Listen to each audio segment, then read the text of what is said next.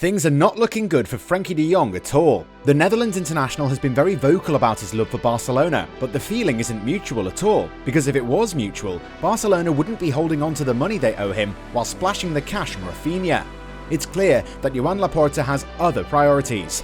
Okay, let's call it what it is. The Barca president wants the club to earn something in the transfer market, and De Jong is his best bet.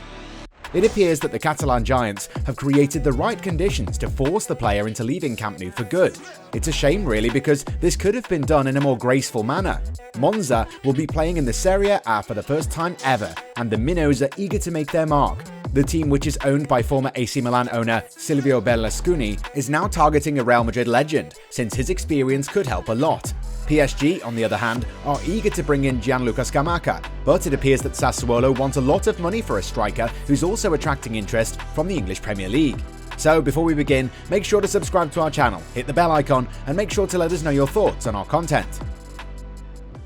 Since the arrival of Luis Campos, Gianluca Scamacca has become one of the priority signings in attack for PSG. The young Italian striker from Sassuolo is a very serious lead for the capital club, since negotiations began a few days ago for a transfer.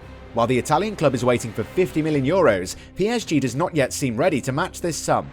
This Thursday, the president of Sassuolo, Giovanni Carnevali, also confirmed that PSG had indeed made an offer to secure the services of the 23-year-old player. And PSG are not the only one on the case, since West Ham have also been strongly linked with him.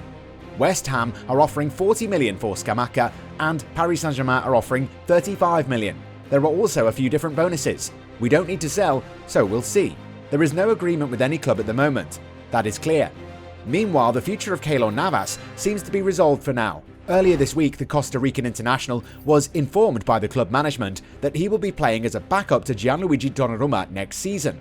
The former Real Madrid man is okay with that, even though the Parisian management wants to get rid of him. However, Navas's teammates want him to stay on. But then again, PSG will continue looking for buyers, since the player's €12 million a year salary is becoming something of a headache, especially if we look at the fact that his current deal does not expire until June 2024. Major works continue at Monza. Promoted to Serie A for this 2022-23 season, Silivio Berlescuni's club has big ambitions. After the signings of Pessina, Raphinha, Sensi and Cragno, the Italians would like to strike a blow and recruit Real Madrid veteran Marcelo. According to reports from AS, the club's leaders have even contacted the Brazilian's entourage with a view to offering him a one-season contract in Serie A. Already, Marcelo has received several exotic offers, but would nevertheless like to continue to play in Europe for a season, keeping in mind that the 2022 World Cup is just around the corner. But that's not it.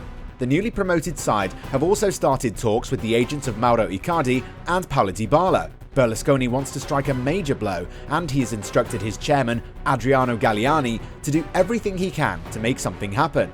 The chairman has been in touch with Wanda Nara, who wields all the power when it comes to bringing Icardi to the club.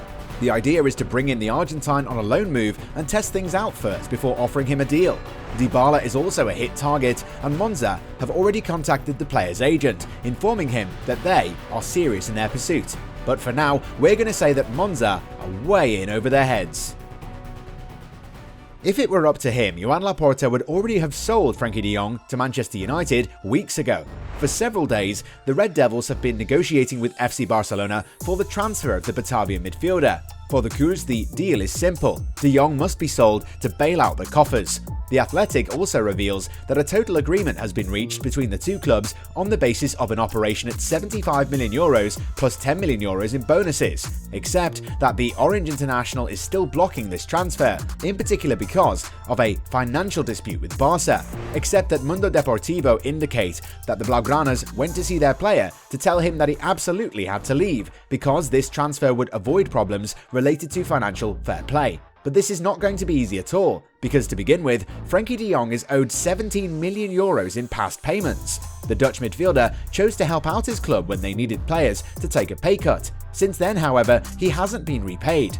In the midst of that, the club has spent quite a fortune to sign Raphinha, re-signed Ousmane Dembele, and are still interested in pouring the cash on Robert Lewandowski. This has made de Jong realise what a mess he's in, and now it's a matter of principle for him to have his dues paid to him. This is the only reason De Jong's move to Man United has been held up, so for now, we can say that the Red Devils are not at fault, and it's all down to Barcelona's inability to sort out their house.